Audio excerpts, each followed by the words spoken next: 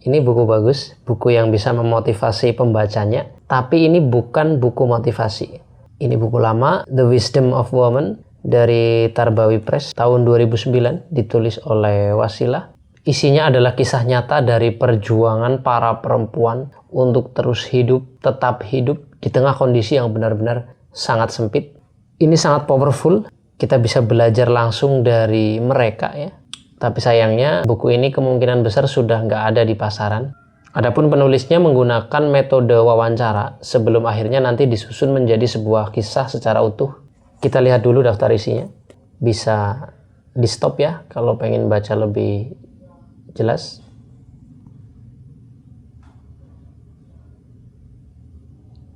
Ada 27 kisah.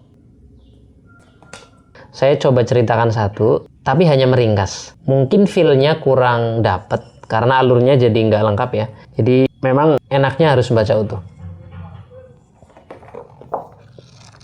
Kisah ke-24, Ewis Yulia Sulastri berjuang membesarkan adik-adiknya setelah ayah ibunya wafat. Ini maaf ya kalau saya salah ucap, saya membacanya Ewis, bisa jadi Ewis. Jadi Ewis ini adalah anak kedua sekaligus yang paling tua di rumah. Dari 7 bersaudara. Mereka hidup sederhana di rumah kontrakan kecil di Cililitan bersama ayah yang bekerja sebagai sopir dan ibu yang mulai sakit-sakitan.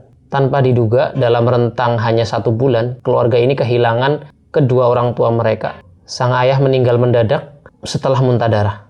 Sementara ibu yang belakangan diketahui menderita kanker rahim wafat beberapa minggu kemudian. Sebelum meninggal, ibu terus berpesan kepada Ewis, apapun yang terjadi, adik-adiknya harus tetap dirawat dan jangan sampai tercerai-berai. Kehilangan itu membuat Ewis sempat terpukul dan putus asa. Ia bahkan berhenti sekolah dan harus mengambil peran sebagai ibu sekaligus ayah bagi adik-adiknya yang masih kecil. Ia memasak, mencuci, menggendong adik bungsunya kemana-mana, mengurus sekolah, menjaga saat sakit, sampai mencari cara agar keluarga tetap bertahan hidup. Di tengah kesulitan ekonomi, beberapa adiknya ikut bekerja kecil-kecilan sambil sekolah. Banyak orang datang menawarkan untuk mengadopsi adik-adiknya, tetapi mereka menolak karena ingin tetap bersama seperti amanat dari ibunya. Perjalanan mereka tidak mudah ya. Mereka sempat mencoba tinggal di yayasan yatim piatu, tetapi akhirnya memilih pulang karena merasa keluarga harus tetap utuh.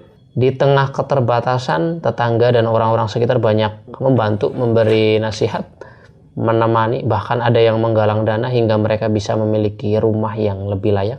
Dukungan itu membuat Ewis dan saudara-saudaranya merasa bahwa meski kehilangan orang tua, mereka tidak benar-benar sendirian. Bagi Ewis, hidupnya berubah total. Masa mudanya banyak ia korbankan ya demi adik-adiknya. Namun ia memegang satu prinsip sederhana. Kebahagiaan dan masa depan adik-adiknya lebih penting daripada dirinya sendiri. Kalau kalian nemu buku semacam ini, apalagi yang masih terbit, ayo rekomendasikan ke teman-teman yang lain. Buku-buku semacam ini yakin akan sangat bermanfaat, bisa untuk menguatkan, bisa untuk memotivasi tanpa menggurui.